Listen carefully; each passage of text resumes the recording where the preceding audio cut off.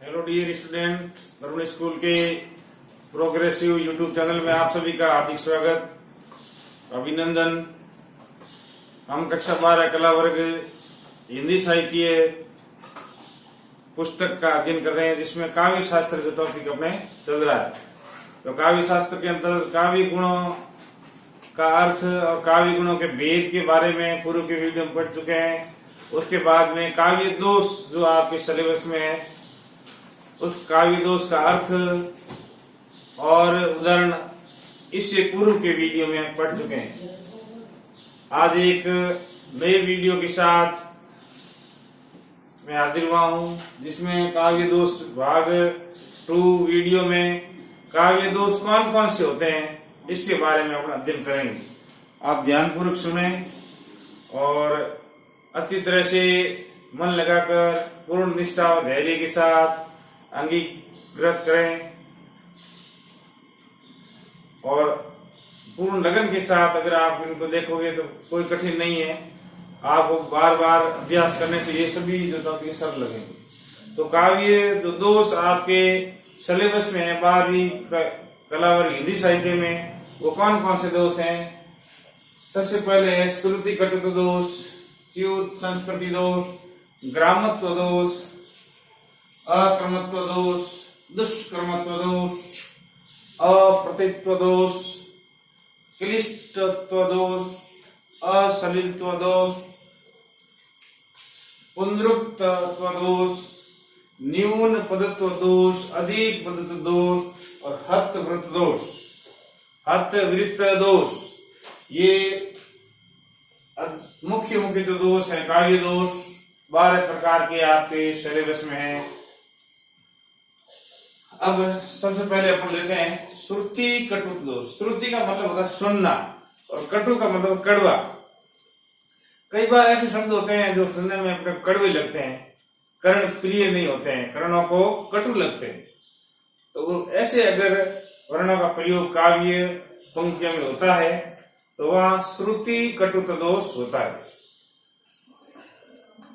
श्रुति का शाब्दिक अर्थ है सुनना, एवं कटुता का अर्थ है कड़वापन। कड़वापन अर्थात जो शब्द सुनने में अप्रिय लगते हैं, जिनको सुनने में पढ़ने में अपने को रुचि नहीं होती है, वे अपने को कानों को प्रिय नहीं लगते हैं, मधुर नहीं होते हैं या कठोर प्रतीत होते हैं, कर्कश ध्वनि लगती है उनकी, वहां श्रुति कटुत्व दोष माना जाता है। श्रुति कटुत्व दोष, जो वर्ण सुनने में कठोर कर्कश लगे, कर्ण प्रिय नहीं हो, वहां श्रुति कटुत्व दोष होता है। अब उदाहरण देखिए, कब की पहचान के लिए जब किसी काव्य में मूर्धन्य वर्ण, इनका ध्यान में मूर्धन्य वर्ण जैसे ट, ठ, ड, ढ, ण, इन वर्णों का प्रयोग जो अपने पहले पढ़ा था ओज गुण में होता है, वी रस में होता है। ऐसे जो वर्ण हैं वो सुनने में कठोर लगते हैं, भले ही उसमें वी रस ओज गुण हो, लेकिन कड़वापन महसूस होता है अपने को। मूर्धन्य वर्ण या संयुक्त वर्ण ज्यादा होते हैं, जैसे प्रमुख संयुक्त वर्ण है अक्षत्र ज्ञ और भी जो दो वर्णों से मिलकर जो बनते हैं वो संयुक्त वर्ण। ऐसा वर्णों का प्रयोग हो तो वहां पर श्रुति कटुत्व दोष होता है, अधिक होता है, वहां श्रुति कटुत्व दोष होता है। उदाहरण, कब की इकटक डटी रही टटियन अंगूरी डाली। तो जैसे इकटक ये थोड़ा कर्ण प्रिय नहीं है शब्द है, अपने को सुनने में थोड़ा कठोर लग रहा है। डटी ये भी कठोर लग रहा है वर्ण, टटियन ये भी कठोर लग रहा है। तो इन शब्दों का प्रयोग, ऐसे वर्णों का प्रयोग हुआ जो सुनने में कठोर लगते हैं, श्रुति कटुत्व दोष है। इन वर्णों के कारण, इन वर्णों से बनने वाले शब्दों के कारण इस पंक्ति में श्रुति कटुत्व दोष है। कट्टर कट्टर तंडुल चबात। सुदामा जब भगवान श्री कृष्ण से मिलने जाता है तो भयंकर गरीबी के कारण उनके पास खाने को भी कुछ नहीं था, तो अपने मित्र के लिए भेंट क्या ले जाए। तो सुदामा की पत्नी पड़ोस से वो चावल लेकर आती है, वो चावल भगवान को भेंट देने के सुदामा ले जाते हैं और वहां लज्जा के मारे भगवान के वैभव को, महल को देखते हैं, सोने चांदी के महल, उनको लज्जा आ जाती है कि ऐसे जो भव्य महल है ये द्वारिकाधीश के सामने में चावल जैसी तुच्छ भेंट नहीं प्रस्तुत कर सकता। उस समय भगवान से छीन कर खाने लगते हैं। तो उसका वर्णन है, कट्टर कट्टर तंदूर चावल भगवान लेकर मुट्ठी से कट्टर कट्टर चबाते हैं। तो ट शब्द है, कट्टर कट्टर, थोड़ा कड़वा लग रहा शब्द। कौन सा दोष है? श्रुति कटु। चबात हरी हंसी हंसी, भगवान हंस हंस के बड़े प्रेम से सुदामा के चावल चबाते हैं। हीरा चटकात, इसमें भी शब्द आया है ट वर्ण वाला, चटकात, सुनने में कठोर लग रहा है, कर्कश लग रहा है। रुक्मिणी महारानी की, तो ये दोनों ही काव्य पंक्तियों में श्रुति कटु दोष के उदाहरण हैं। तो आप समझ गए होंगे, श्रुति कटु दोष यानी जो वर्ण सुनने में कड़वे लगे, कानों को प्रिय नहीं हो, और जिसको पढ़ने से निरस्ता मन में जो कड़वेपन का आभास होता है। दूसरा दोष है ग्रामत्व दोष। ग्राम का मतलब था गांव, ग्रामीण एरिया, ग्रामीण क्षेत्र के शब्द, हिंदी साहित्य हो या संस्कृत साहित्य हो, कोई भी साहित्य हो, उस साहित्य में अधिकांश साहित्यिक शब्दों का प्रयोग किया जाता है। जब कोई लेखक इन साहित्यिक शब्दों के अलावा कोई ग्रामीण आम बोलचाल के शब्द है, जो गांव के अशिक्षित लोग या गांव के जो सामाजिक लोग उसको बोलते हैं, उसका प्रयोग साहित्य में हो जाता है, वहां पर ग्रामत्व दोष होता है। साहित्य में तो साहित्यिक शब्दों का प्रयोग होना चाहिए, ग्रामीण बोलचाल शब्दों का प्रयोग नहीं होता। काव्य में प्राय साहित्यिक शब्दों का प्रयोग किया जाता है, परंतु जब कवि लेखक के द्वारा काव्य में भी ग्रामीण बोलचाल, जो ग्रामीण बोलचाल के शब्द हैं, तो गांव के आम आदमी उसको बोलचाल में प्रयोग में लाते हैं, ऐसे शब्दों का प्रयोग साहित्य में कर दिया जाता है। ये शब्दों का प्रयोग कर दिया जाता है तो वहां ग्रामत्व दोष माना जाता है, वहां पर ग्रामत्व दोष होगा। मुंड मुंडाई हरि मिले, हर कोई ले मुंडा, ये कबीरदास की पंक्ति है। तो ये जो शब्द है मुंड, मुंड शब्द मुख के लिए प्रयुक्त होता है, लेकिन ग्रामीण बोलचाल में प्रयुक्त होता है। गांव की जो लोकल लैंग्वेज होती है उसमें लोग इसका उपयोग करते हैं। मुंड, मुंह के लिए मुंड का प्रयोग ग्रामीण भाषा का शब्द है, साहित्यिक भाषा में ऐसा शब्द देखने को नहीं मिलता है। तो ग्रामीण भाषा का शब्द का प्रयोग होने के कारण इसमें ग्रामत्व दोष है। मुंडाई ये भी ग्रामीण बोलचाल का शब्द है। हरि मिले, इसमें हिंदी साहित्यिक भाषा है। हर कोई ले, मुंडा, ये फिर शब्द आ गया ग्रामीण बोलचाल। मुंड, मुंडाई और मुंडा ये तीनों शब्द ग्रामीण बोलचाल या गंवारू बोली के प्रयुक्त हुए हैं, इसलिए यहाँ पर ग्रामत्व दोष है। चप्पल चारू लोचन चलते थे, इसमें तो कोई समस्या नहीं है। देखो, चप्पल चारू लोचन चलते थे, किसी प्रकार की कर्कश ध्वनि नहीं है। लेकिन इससे आगे वाली पंक्ति देखिए, धेनुआ की आंखों से नृत्य, तो इसमें एक शब्द ऐसा है जो ग्रामीण बोलचाल का साहित्यिक शब्द नहीं है। डेंडुआ का मतलब होता है काले मुंह वाला बंदर, इसमें इसका प्रयोग हुआ है डेंडुआ, काले मुंह वाले बंदर को प्रयुक्त होता है, इसलिए इसमें ग्रामत्व दोष है। तो आप समझ गए होंगे। सबसे पहले श्रुति कटु तो आपस देखिए, सुनने में कर्कश लगने वाले वर्णों का प्रयोग, और ग्रामत्व काव्य पंक्तियों में या काव्य में लेखक या कवि द्वारा ग्रामीण बोलचाल के या गंवारू भाषा के जो शब्द प्रयुक्त किए जाते हैं वहां पर ग्राम दोष होता है। तो उससे आगे पढ़ते हैं दूसरा दोष।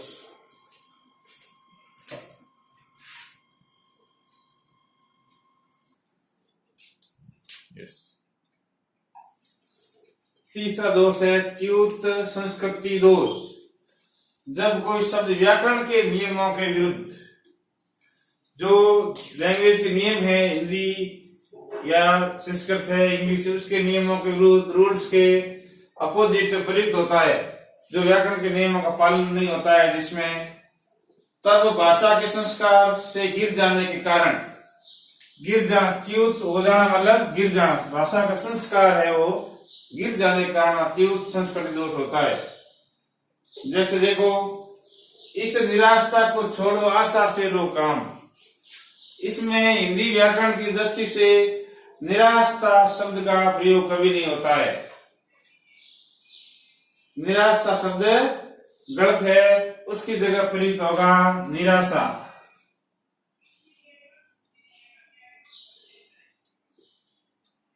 निराशा शब्द का प्रयोग इसमें होगा, निराशा शब्द गलत है।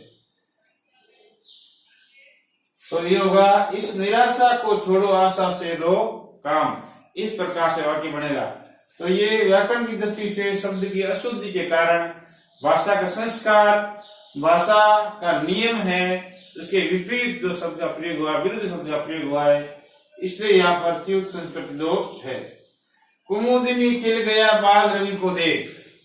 कुमुदिनी एक फूल होता है जो जल में उगता है, सूर्य को देखकर खिलता है, जल में बसे कुमुदिनी।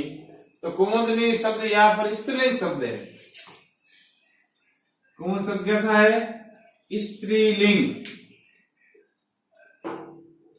और जो स्त्रीलिंग शब्द होता है उनके लिए स्त्रीलिंग क्रिया का ही प्रयोग वाक्य में होता है।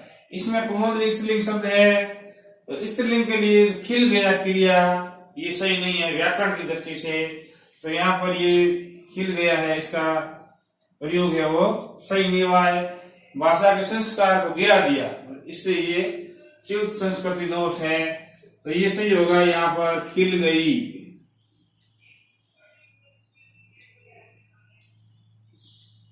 व्याकरण के नियमों के अनुसार कर्ता के लिंग और वचन के अनुसार ही क्रिया का प्रयोग होता है, ऐसा हिंदी व्याकरण में कहा गया है। राजे विराजे मरुभूमि में, मरुभूमि में कौन बैठा है? राजा। लेकिन यहाँ शब्द क्या लिखा हुआ है? राजे। ये भी शब्द क्या है? गलत है। तो यहाँ पर सही शब्द होगा राजा। राजा विराजे मरुभूमि में, इन सब में व्याकरण के नियमों के विरुद्ध शब्दों का प्रयोग हुआ, इसलिए यहाँ पर संस्कार गिर जाने के कारण यहाँ पर च्युत संस्कृति दोष है। उसके बाद है अक्रमत। क्रम का मतलब होता है असेंडिंग, अलग अलग क्रम से एक के बाद एक, जो भी व्याकरण का नियम होता है, जैसे पहले करता रहेगा, बाद में जो भी आते हैं वाक्य के अंग, उस क्रम के निर्धारण के अनुसार वाक्य नहीं बनता, वाक्य का प्रयोग नहीं होता है काव्य में, वहां पर अक्रम दोष होता है। वाक्य रचना की दृष्टि से जहाँ क्रम भंग, मतलब जो शब्द पहले आना चाहिए क्रम से वो बाद में आ गया या बाद वाला पहले आ गया, क्रम का भंग हो गया, वहां पर ये अक्रम दोष होता है, वहां अक्रमत्व दोष होता है। अर्थात वाक्य में शब्द का प्रयोग जहां होना चाहिए, जहां पर प्रयोग होना चाहिए वाक्य का प्रयोग, वहां न होकर कहीं अन्यत्र होता है।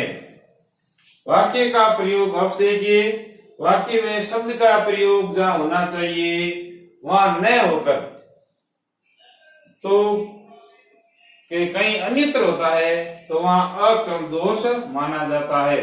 उदाहरण देखो, पत राखो पति राधा मोरी, इसमें क्रम का पालन नहीं हुआ है, क्रम से शब्द नहीं लिखा हुआ है, ये शब्द है वो क्रम से नहीं है।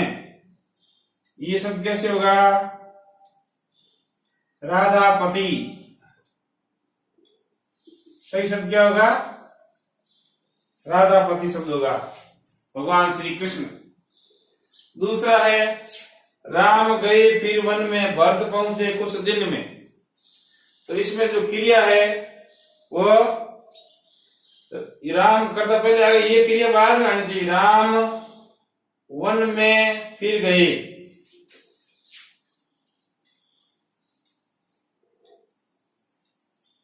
भरत पहुंचे कुछ दिन में, तो पहले यहाँ ये शब्द आएगा, भरत कुछ दिन में, ये क्रिया आएगी बाद पहुंचे।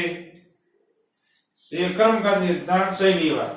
विश्व में मिलते नहीं वीर भीम समान के, तो इसमें जो समान शब्द है ये पहले आएगा, ये गलत है। यहाँ पर विश्व में मिलते नहीं, विश्व में मिलते नहीं वीर भीम समान के, तो भीम समान वीर, ऐसा आएगा यहाँ पे। भीम समान वीर, वीर शब्द आएगा पहले, ये भीम समान और वीर शब्द आगे आएगा। विश्व में मिलते नहीं है, भीम समान वीर, वीर शब्द पहले आ गया। उसी प्रकार है थे मानवता से भाई दोनों ही दीन हुए, इसमें कौन सा शब्द है सबसे अंत में आएगा, आप सोचिए, तो वो शब्द है थे। ये शब्द मानवता से भाई दोनों दीन हुए थे, दोनों भाई, ये दोनों पहले आएगा, दोनों भाई मानवता से दीन हुए थे। तो ये पूरा पूरा वाक्य क्रम गलत है, दोनों भाई पहले आएगा, दोनों पहले आएगा, दोनों भाई फिर मानवता से दीन हुए थे, ऐसे वाक्य बनेगा। तो ये वाक्य का क्रम है उल्ट फेर में, इसलिए अकर्म दोष इसमें है। उसके बाद है दुष्कर्म दोष, जहाँ लोक मान्यता होती है, शास्त्रों की मान्यता के अनुसार उसका प्रयोग नहीं होता है। शास्त्रों में जो कहा गया कौन सा कर्म पहले आना चाहिए कौन सा बाद में, उस लोक मान्यता का उल्लंघन होता है, उस मान्यता का पालन नहीं किया जाता है, वहां पर दुष्कर्म दोष होता है। जहां लोक मान्यता के अनुसार जो बात पहले कही जानी चाहिए, लोक मान्यता के अनुसार जो बात पहले कही जानी चाहिए उसे बाद में कहा जाता है, उस बात को बाद में कहा जाता है, और बाद में कही जाने वाली बात को, जो बात बाद में कही जानी चाहिए उस बात को पहले कह दिया जाता है, तो वहां पर दुष्कर्म दोष होता है। नरक मोह को हय दीजिए अथवा मत गजेंद्र, इसमें देखो नरक का मतलब होता है राजा,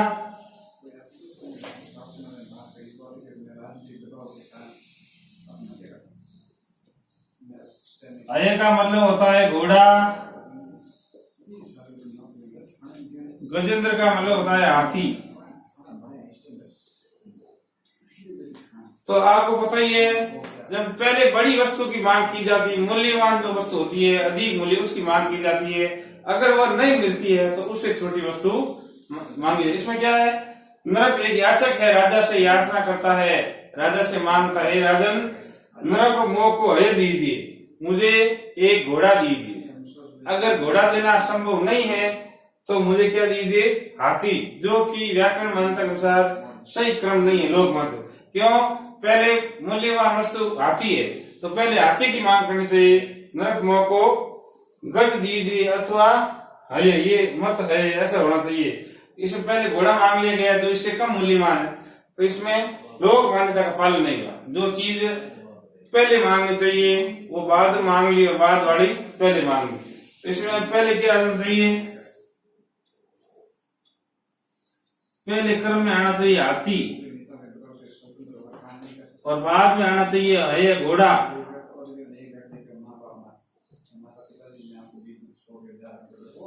पहले हाथी मांगना चाहिए और बाद में हाथी मिलना संभव नहीं हो तो घोड़े की मांग करनी चाहिए। दूसरा उदाहरण देखिए, पैसे दे दो 5,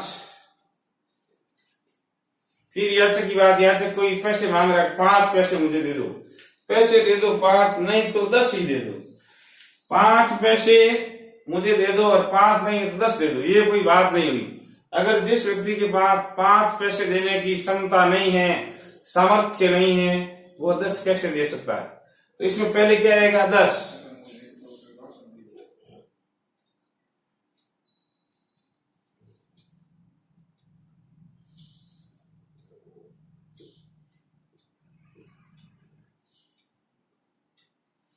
पहले आएगा 10 और बाद में आएगा 5।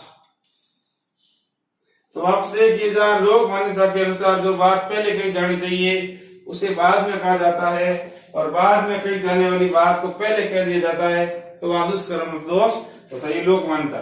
उस भाव से देखिए च्युत संस्कृत दोष क्या है, व्याकरण के नियमों के विरुद्ध प्रयोग होता है और तो भाषा के संस्कार गिर जाने के कारण वहां संस्कृति दोष होता है।